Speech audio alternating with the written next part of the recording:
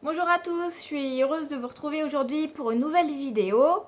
Donc dans cette vidéo, on va parler d'un sujet qui arrive, qui est de saison, c'est comment renforcer notre système immunitaire. Puisque vous l'avez remarqué, là les pluies arrivent, l'humidité et avec elle les virus et les rhumes et même apparemment la gastro a aussi fait son apparition. Donc pour cela, il y a des techniques pour s'en préserver, elles sont nombreuses. Moi, en naturopathie, j'en ai sélectionné quelques-unes qui me concernent bien, qui vont bien à la façon que j'ai de vivre et qui vont bien à ma famille aussi, et que je recommande facilement. C'est pas une liste exhaustive parce qu'il y a des tas de possibilités de se soigner de façon naturelle et de renforcer son système immunitaire de façon naturelle aussi. Mais je vais déjà vous donner dans cette vidéo, moi, quelles sont mes astuces en fait et mes conseils. Donc pour commencer, je pense qu'une des choses qui est primordiale pour renforcer son système immunitaire, c'est d'être en forme. Ça paraît tout bête, mais c'est la base. Et pour ça, il faut bien dormir. Donc c'est vraiment important de garder du temps pour soi, pour dormir, des plages horaires suffisantes et d'avoir un sommeil de qualité. Pour cela, ça veut dire pas trop traîner devant les écrans le soir, par exemple, si vous êtes obligé de vous lever tôt le lendemain matin pour veiller à avoir votre quantité suffisante de sommeil. Et puis en plus, quand on est en forme, on résiste plus aux agressions physiques, mais également tout ce qui a trait au psychisme.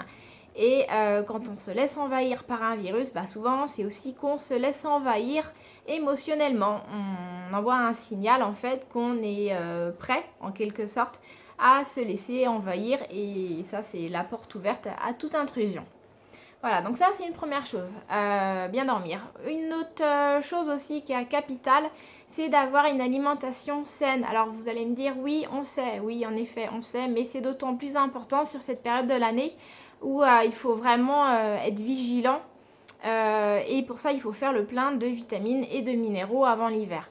Alors on peut faire, c'est vrai, des cures avec des compléments alimentaires de vitamines et de minéraux, mais si vous êtes déjà en bonne santé de base, normalement il n'y a pas forcément la nécessité. Et pour ça, il n'y a pas 3000 solutions, il faut manger des légumes. Et des légumes, c'est pas 3 fois par semaine et c'est pas juste une fois par jour, on en mange midi et soir systématiquement.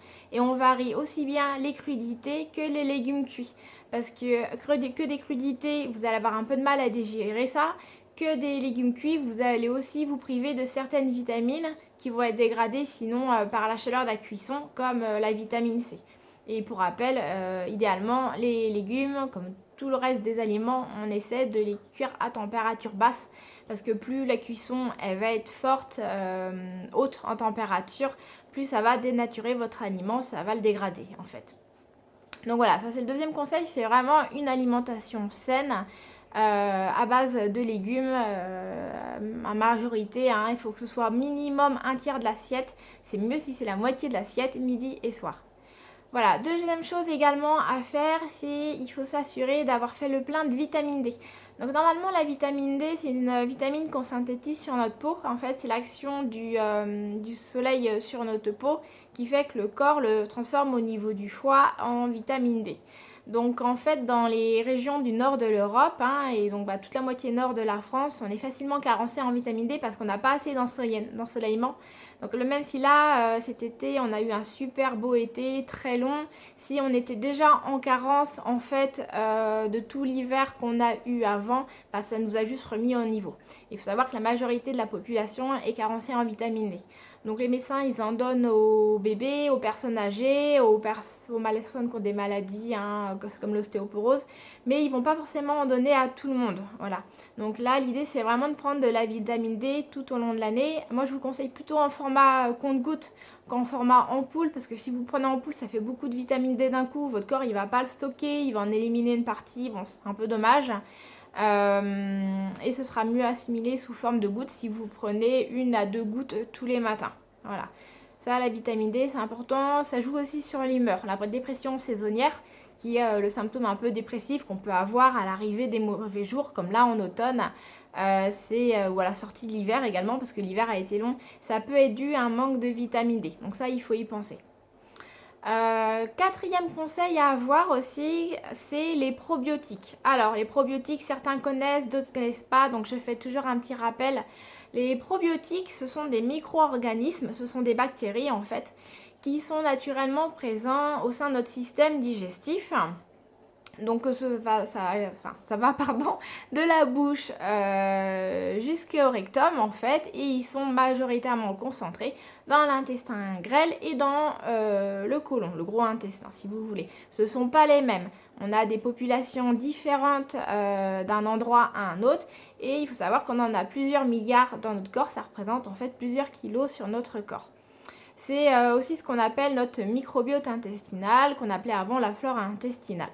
Voilà, donc toutes ces petites bébêtes, elles nous permettent de digérer nos aliments. C'est aussi une grosse part de notre système immunitaire, puisque du coup, elles nous protègent des agresseurs extérieurs, parce qu'en fait, il n'y a pas 3000 portes d'entrée pour un virus pour pouvoir pénétrer à l'intérieur de nous.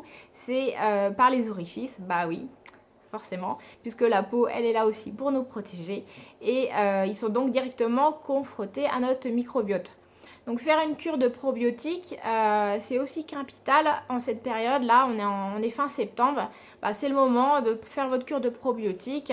Si c'est pour renforcer votre système immunitaire, 1 mois, 2 mois, c'est ok. Là, on va pas être comme pour établir le microbiote suite à une pathologie digestive ou sur de la perte de poids. Mais c'est vraiment là pour se préparer pour l'hiver. Donc il en existe pour les enfants, il faut faire attention, c'est pas les mêmes probiotiques pour les enfants que pour les adultes. Donc là je vous demande de demander conseil en fait à un naturopathe ou à un pharmacien. Autre conseil encore qui est facile à mettre en place, surtout quand on a des enfants au sein d'une famille, eh bien c'est le pépé. Alors le pépé, c'est l'extrait de pépins de pamplemousse. C'est pas de l'extrait de pamplemousse, c'est de l'extrait de pépins de pamplemousse. En fait, c'est les pépins qui sont récupérés et qui sont pressés, comme on va faire une huile végétale pour en extraire un espèce de macérat huileux qui est extrêmement fongicide, antibactérien, antiviral, antimycosique et aussi. Et en fait, le pépé, il faut prendre entre 10 et 15 gouttes tous les matins, donc dans un liquide. Et vous pouvez faire ça en cure longue tout l'hiver. C'est super parce que c'est super bien toléré par les enfants, ça n'a pas trop de goût, ça fait partie des petites routines qu'on peut mettre en place facilement, c'est des gouttes, il n'y a pas de comprimés à avaler. Donc là, ça c'est pareil, même pour les personnes qui ont des traitements où il y a déjà beaucoup de comprimés, c'est quelque chose qui est vraiment bien. Ça coûte pas très cher non plus, on en trouve super facilement en labo, sur internet, en magasin bio, en pharmacie. Voilà, donc le pépé, l'extrait de pépins de pamplemousse, c'est top, vous pouvez y aller tranquille. Autre chose aussi qui fonctionne bien, c'est tout ce qui est produit de la ruche. Alors produit de la ruche, on pense d'abord au miel en général quand on a mal à la gorge. Donc ça c'est vrai que c'est bien, mais après le miel, ça reste du sucre quand même d'une certaine façon. Donc ça encrasse aussi un peu le foie. Moi en produit de la ruche, je conseille plutôt tout ce qui est à base de propolis et de gelée royale. Alors la propolis en fait c'est une espèce de résine que les abeilles récoltent sur les arbres et qui leur servent à tapisser l'intérieur de la ruche, des alvéoles, pour se protéger des agressions extérieures. Donc ça c'est extrêmement efficace, vous pouvez en prendre, il en existe sous plusieurs formes, spray, ampoule, comprimé. Souvent on la trouve aussi combinée avec la gelée royale, mais on la trouve seule. À savoir que si vous avez besoin de vous traiter quand vous êtes atteint par un rhume, une grippe, une gastro, c'est hyper efficace. Mais réellement, vous en prenez 48 heures et déjà vos symptômes ils vont diminuer à vitesse grand V. Et sinon, on a aussi la gelée royale. Alors la gelée royale, c'est un élément nutritif. En fait, c'est ce que les ouvrières elles vont donner à manger aux larves qui sont sélectionnées pour devenir des reines.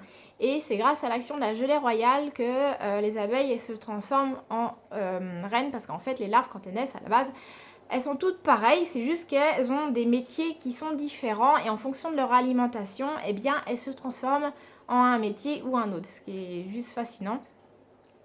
Et la gelée royale, en fait, c'est extrêmement riche en acides aminés. Ça comprend la majorité des acides aminés qu'on doit amener au corps et qu'on ne peut pas forcément synthétiser.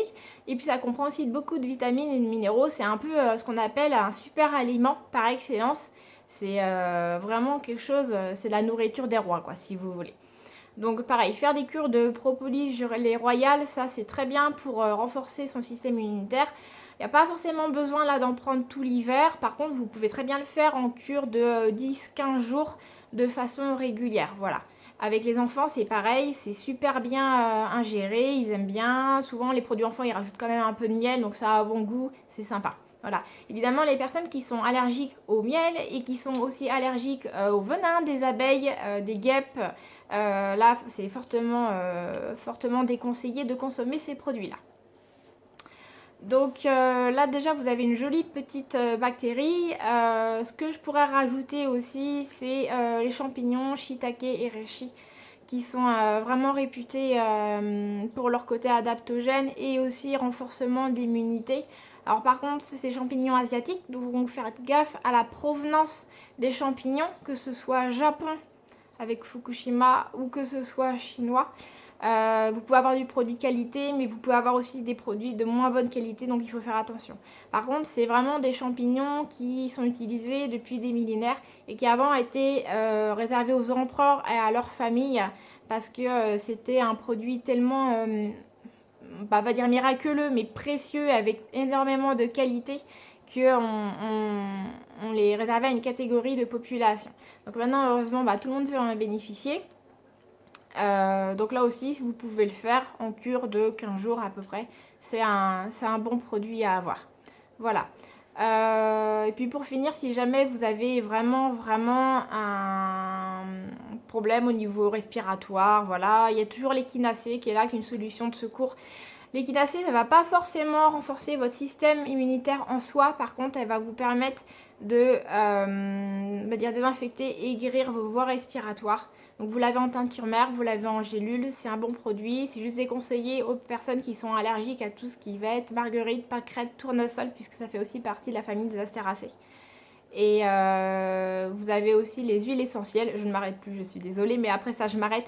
Vous pouvez mettre des huiles essentielles en diffusion dans votre atmosphère, au bureau, à la maison, voilà. Plutôt des huiles essentielles que tout le monde va bien tolérer. Donc on va parler de l'arbre à thé, on va parler du pin, de l'eucalyptus radié, l'eucalyptus citron, voilà. Mais on va y aller tout doucement avec les huiles essentielles parce que c'est hyper puissant. Donc c'est par diffusion en raison de 10 minutes 2 fois par jour. Et dans les chambres des enfants, on aère derrière, bien sûr. Hein. Jamais oublier d'aérer toutes les pièces de sa maison et son bureau tous les jours, même s'il ne fait pas beau et même s'il fait froid, pour éviter de rester dans une macération de gentils petits pathogènes qui demandent que ça à venir s'installer chez nous. Voilà, donc c'est fini pour aujourd'hui. Si vous avez des questions, posez-les-moi en commentaire. Si vous avez besoin que je creuse plus à ce niveau-là, au niveau infection ARL, tout ce qui est gastro sur les vers, faites-le moi savoir. Je ferai aussi une autre vidéo. C'est des vidéos qui sont assez courtes, il y a moyen de parler des heures dessus. Donc n'hésitez pas, je le ferai. Abonnez-vous à ma page pour rester au courant des dernières nouveautés. Likez et partagez comme toujours. Et je vous dis à la semaine prochaine en attendant. Voilà, je vous fais des bisous. À bientôt.